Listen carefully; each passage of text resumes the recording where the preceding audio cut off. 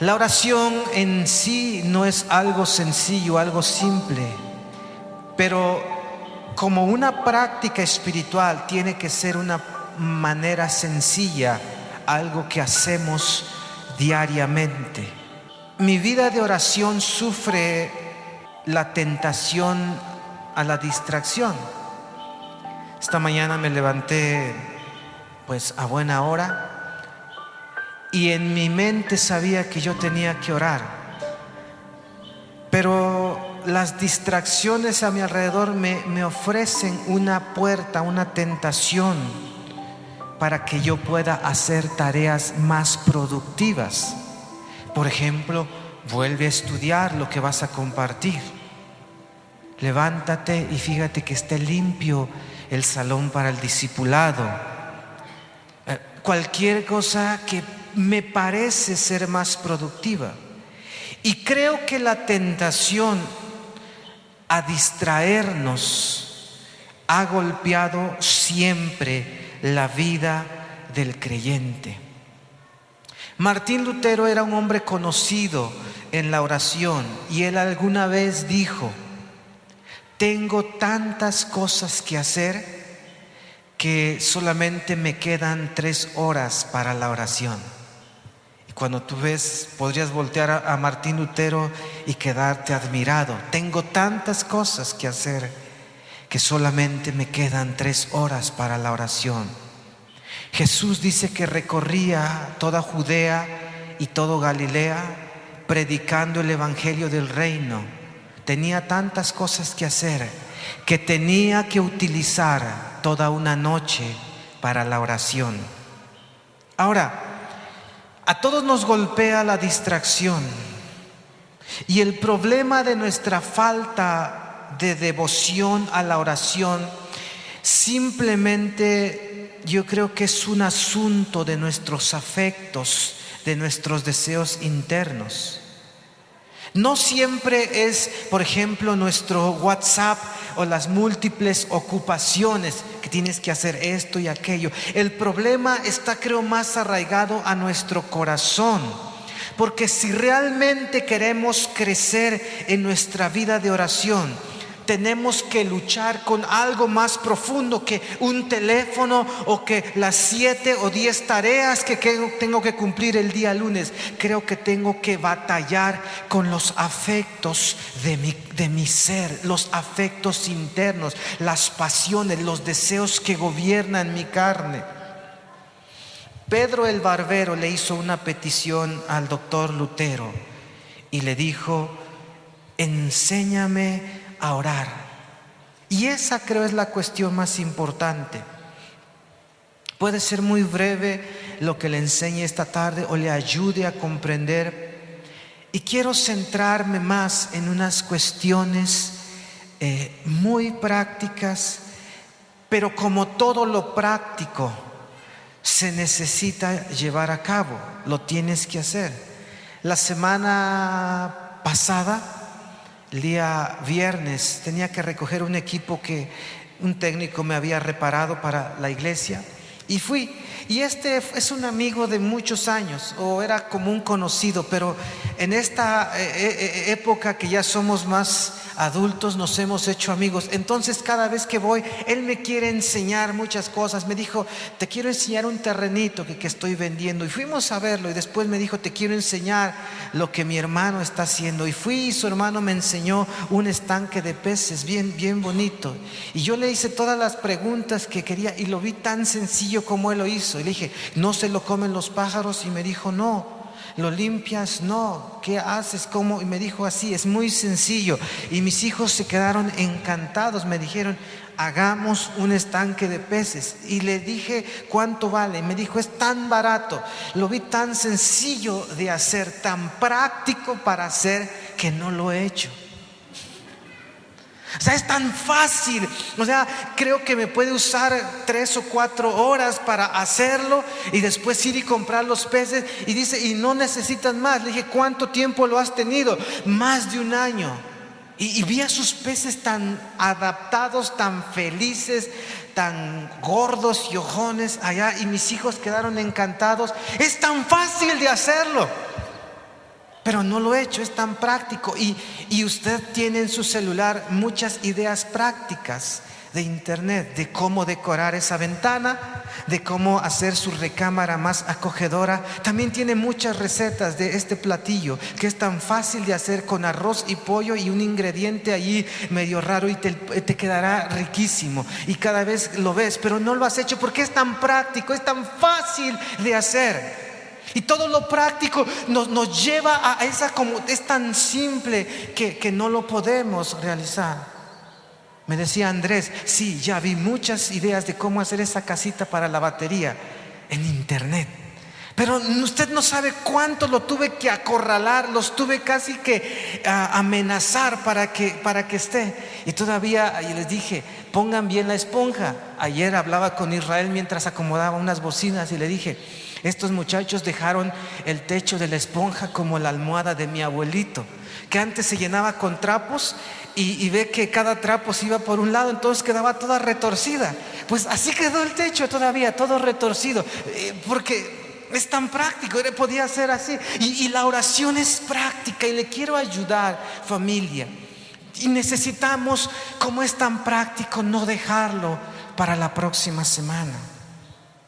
Es una cuestión tan necesaria que los discípulos le pidieron a Cristo que les enseñara a orar. Y en Lucas capítulo 11, del versículo 1 al 4, dice: aconteció que estaba Jesús orando en un lugar, y cuando terminó, uno de sus discípulos le dijo al Señor: enséñanos a orar como también Juan enseñó a sus discípulos.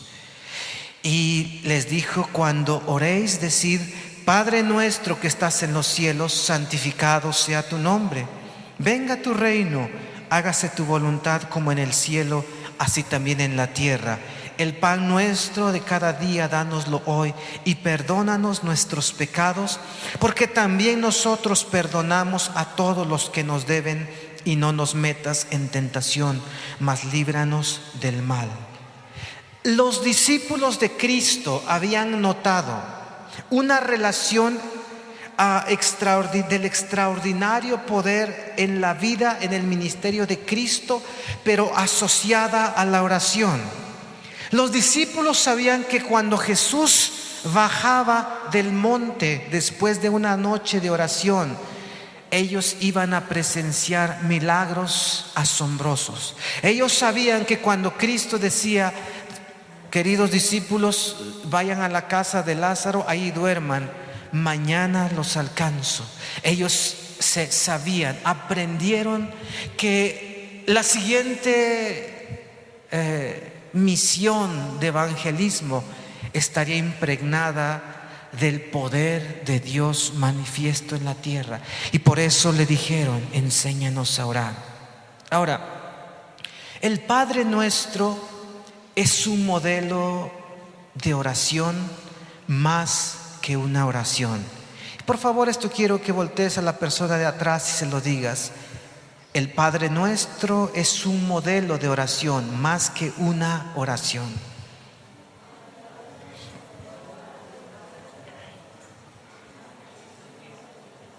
Ahora, el doctor Lutero decía que a él se angustiaba tanto de que el Padre Nuestro se rezara millones de veces en un día sin que el que rezaba se pudiera acercar siquiera un momento a Dios. Porque cuando los que fueron criados en un entorno religioso, el Padre Nuestro a veces lo tomamos como una oración. Y Jesús dijo, lo enseñó, es un modelo. Ellos dijeron: enséñanos a orar. Y comenzó a desglosar oraciones, peticiones, una manera de acercarnos a Él. Ahora, es un modelo, y no solo nos brinda una oración para orar. En ocasiones lo oramos, es como un patrón a seguir en la oración.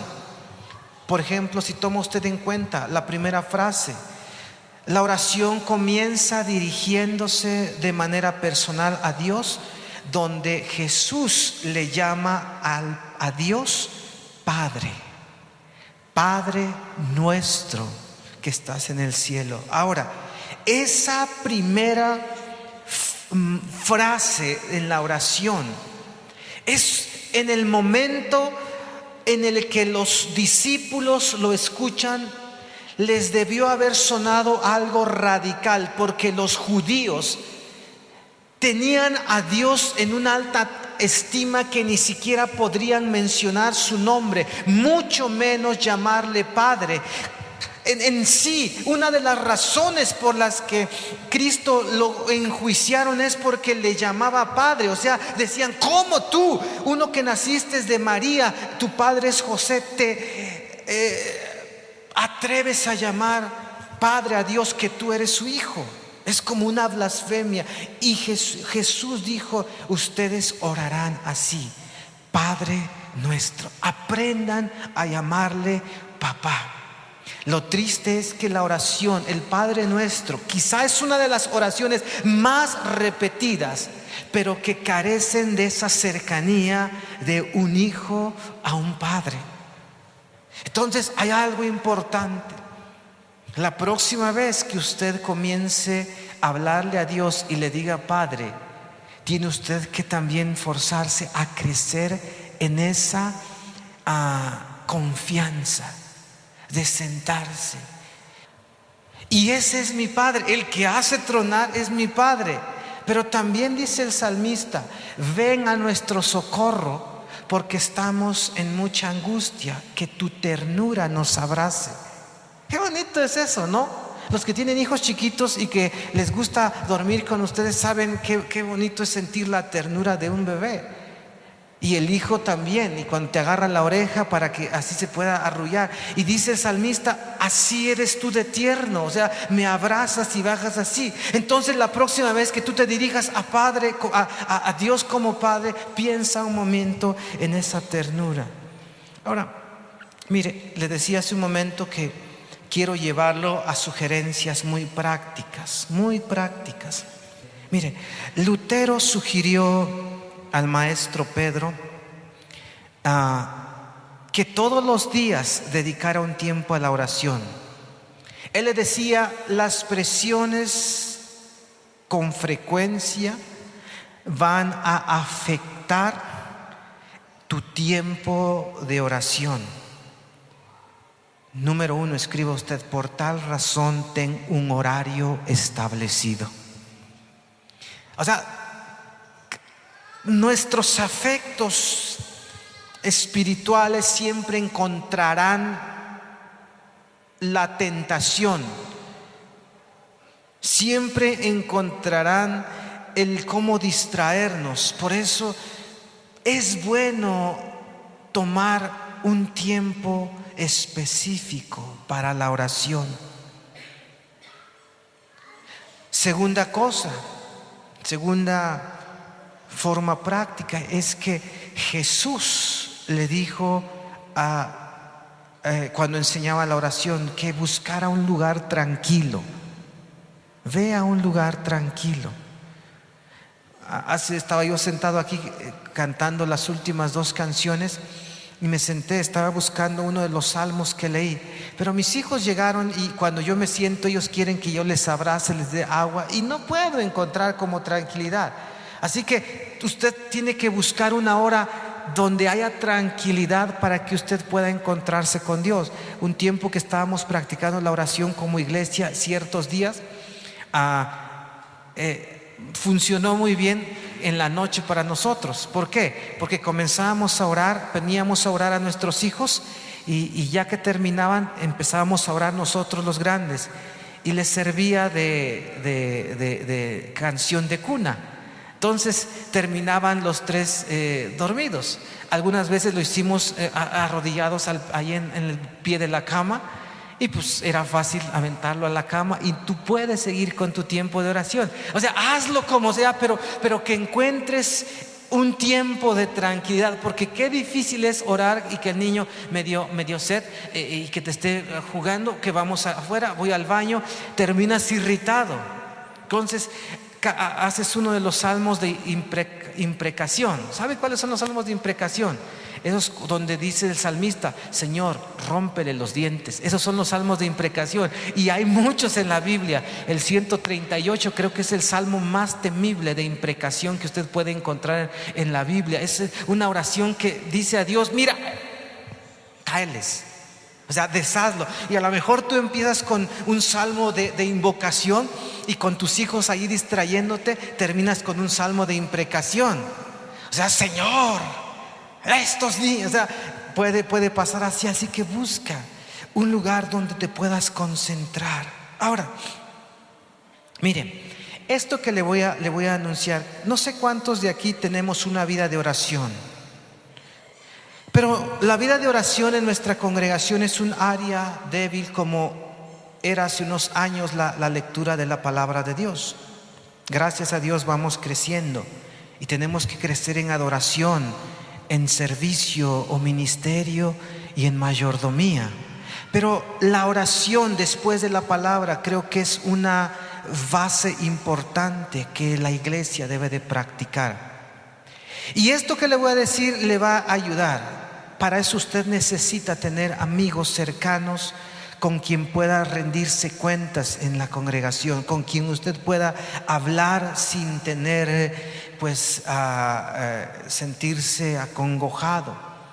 Y creo, mire, esto va a ser práctico para iniciar una vida de oración, y sería bueno que usted se asociara con 2 o 3 personas con quien usted tiene confianza, pero que usted es capaz de someter sus instintos a veces salvajes para que le puedan ayudar. Por ejemplo, mi esposa, ella me puede tranquilizar. Ya llevamos 10 años y todavía comemos y dormimos en el mismo lugar. Eso quiere decir que ella puede calmar mis instintos. Si yo voy manejando de alguna manera brusca, ella puede decir: Ed, tranquilo. Yo aprendí a manejar tranquilo con ella. Entonces yo voy como aquí al centro, como si fuera recogiendo pasaje. Casi le pongo a mi coche vehículo de baja velocidad. Rara vez voy corriendo, voy tranquilo. Y las veces que me acelero, ella mete el freno en el otro lado y yo le bajo. Usted encuentre una persona así. Puede ser su esposa, su esposo y 1 o 2 amigos más dentro de la congregación. Ahora, lo que usted puede empezar a hacer, porque no lo quiero preguntar, pero muchos aquí no tomaron ningún tiempo de oración a lo largo de esta semana, y a lo mejor sus tiempos de oración no tuvieron nada que ver con una confianza y cercanía con Dios. Solamente prácticamente se echaron un rosario, lo dijeron lo que ya saben y adelante. Entonces esto le va a ayudar. Mire,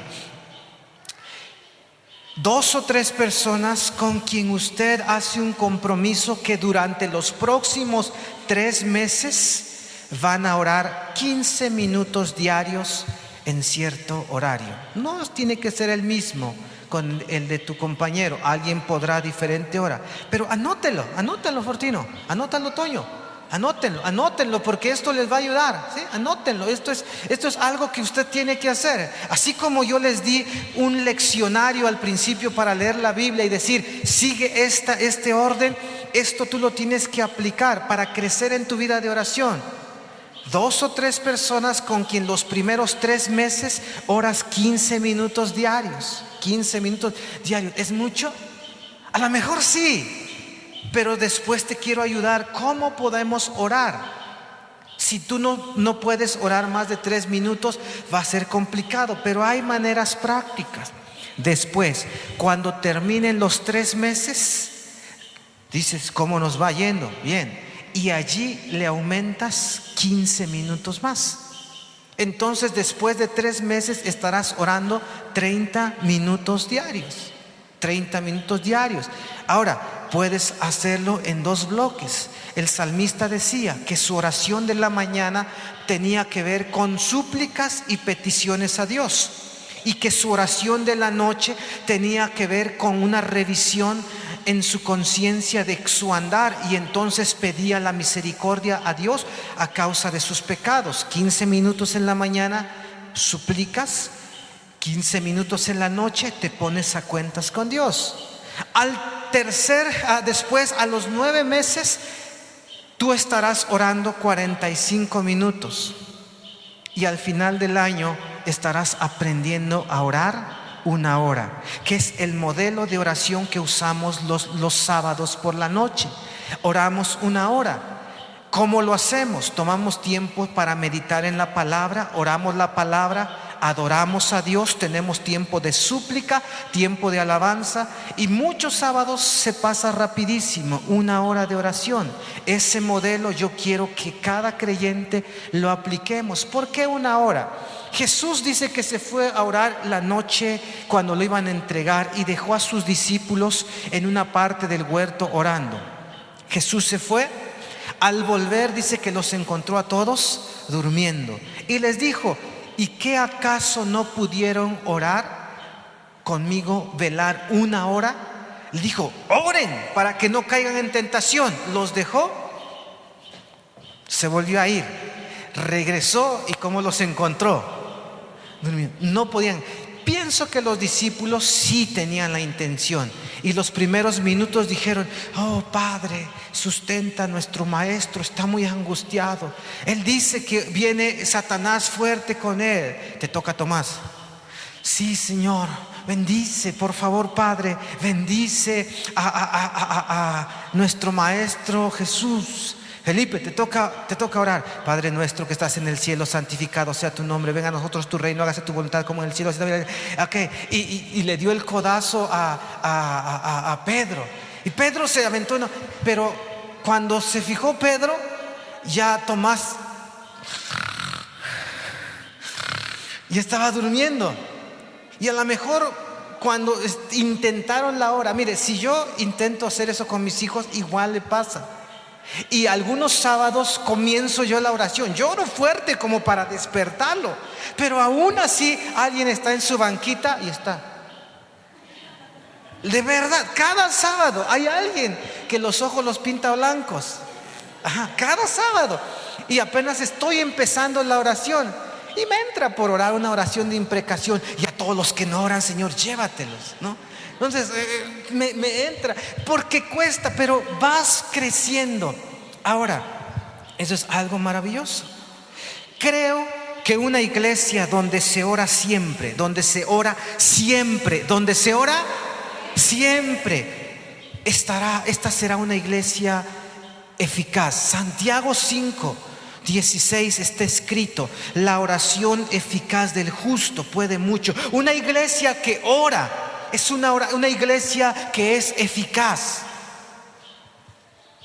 La historia con que inicié la semana pasada trataba de Pedro el barbero afeitando al doctor Lutero. Ahora, cada vez que yo voy con el barbero Conra que me afeite, en el momento que saca la hoja de afeitar, yo quiero que él esté concentrado, porque es tan filosa. Un día le dije a uno de mis amigos peluqueros, le dije: oye, ¿cuánto vale esa navajita que tú tienes para esa hoja, para que yo en la casa me afeite? Y me dijo: ¿sabes cómo hacerlo? Y le dije: no, pero le veo que le haces fácil. Me dijo: es que es muy peligroso. Si tú nomás no aplicas bien la dirección, te vas a hacer un tasajo en el pescuezo. Entonces le dije: bueno, mejor vengo aquí. Y cuando estaba sentado Lutero ahí, le dice algo a Pedro: mira, la oración es como tu trabajo, Pedro. Lo menos que yo quiero es que tú tengas la cabeza en otra parte cuando me has llenado los cachetes y el cuello de espuma. Y cuando comenzaste y sacaste la navaja y comienzas a afeitar, no quiero que tú estés pensando en las escaramuzas. ¿Y qué son las escaramuzas? Pues es una especie como de rata, pero más dice que tiene un parecido a un erizo. Eso había en ese pueblo, y dice que se dan mucho. Entonces dice: no quiero que estés pensando en los pajaritos que están cantando aquí en el techo, sino que estés pensando en que mi cuello está en tus manos, porque si hay los pajaritos, pues ahí quedó Lutero, ahí quedas tú. Dice: no quiero que estés pensando. Y dijo que la oración así es un trabajo dedicado, tienes que concentrarte. Ahora, en un folleto en el que estamos trabajando, ese folleto, Martín Lutero dice que él necesitaba algunos carriles para orar. Y estos tres carriles que Martín Lutero usaba era el Padre Nuestro, número 2, los 10 mandamientos, y número 3, el credo apostólico. Ahora, nos ayudan a modelar nuestros pensamientos. Hay una diferencia importante entre orar el Padre Nuestro y orar por medio del Padre Nuestro. Y orar por medio del Padre Nuestro es centrar la atención durante un tiempo en cada una de las peticiones. Hay varias peticiones ahí. Ahora, la mayoría de nosotros no oramos una hora, pero tenemos que crecer en nuestra vida de oración. Y de pronto me he encontrado muchas veces que cuando estamos orando, dice Jesús, hacemos vanas repeticiones. Entonces ya no hay eficacia. Dice Santiago, la oración eficaz, o sea, una oración concentrada, enfocada, atenta, puede mucho, no vanas repeticiones. Por eso es que nosotros, la iglesia cristiana evangélica, no promovemos el rezo. O sea, podemos recitar porciones de la Biblia, pero con una conciencia despierta. Lutero decía, guárdate de aquellas falsas ideas engañosas que te dicen, espera un ratito, oraré en una hora, primero tengo que atender esto o aquello. Este tipo de pensamientos te apartan de la oración y te llevan a atender otros asuntos que te distraen, de manera que la oración nunca llega. Después decía, debemos ser cuidadosos de no romper el hábito de la verdadera oración y de suponer que otros quehaceres son más necesarios, ya que a fin de cuentas no lo son. Y estaba revisando una manera. Hay un método que han usado mucho, le llaman como un plan básico para enseñarnos a orar. Tienes eso de un acróstico. Hay algunas personas tratando de ayudar en la oración, formaron un acróstico con las palabras ACTS, acts, que en inglés es hechos. Y en este acróstico ellos usaban adoración, confesión, acción de gracias y súplica. Entonces muchas personas, cuando están tratando de iniciar una vida de oración, usaban estas 4 palabras como un plan básico para enseñarnos a orar. Hay un líder cristiano y él cambió el acróstico de acts, de hechos, que son las siglas en inglés, y lo trasladó a casa. Y escriba en este acróstico casa, ahí en sus notas, no lo tiene aquí en la pantalla, pero tómenlo allá, es casa. Y son estas mismas palabras, están en inglés como lo había hecho la persona en original, y es confesión, adoración, súplica y agradecimiento. Entonces la persona primeramente lo había hecho como la oración es un acto, adoración, confesión, acciones de gracias y súplica. Pero para español esto decía, usamos casa, que número 1 es confesión, adoración, súplica y agradecimiento. Súplica y agradecimiento. Y este hombre decía que le recordaba lo que dice Marcos 11:17: mi casa será llamada casa de oración. Entonces, 4 cosas que usted puede empezar. 15 minutos. Ahora, como es tan práctico para llevarlo a cabo y tan fácil de hacer, por favor, así como te lo dije, así con un poco de ironía, volteate al de al lado y dile, como es tan fácil y tan práctico de hacer. 15 minutos de oración. ¿Puedes pensar en 3 cosas de 15 minutos de hacer que tú haces comúnmente? 15 minutos. ¿Qué haces? No pongas leer la Biblia, ese sáltatelo, pero pon algo que haces tan fácilmente en la vida. 15 minutos. ¿Cuántos comen en 15 minutos? Algunos comemos en 15 minutos cuando está tocando ya la puerta a alguien y yo me estoy metiendo un pedazo de pollo acá. Salir, ¿no? 15 minutos.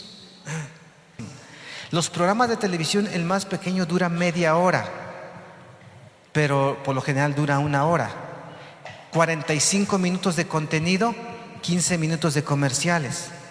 O sea que aún que fueras un vicioso de la telenovela, puedes usar entre corte y corte para la oración. O sea, si de plano así fueras tan, así, dices, ay, es que no tengo tiempo y tengo que ver mi telenovela. O sea, así aunque fueras, no sé cómo llamarte, pero que estuviera viendo, corte. Sí.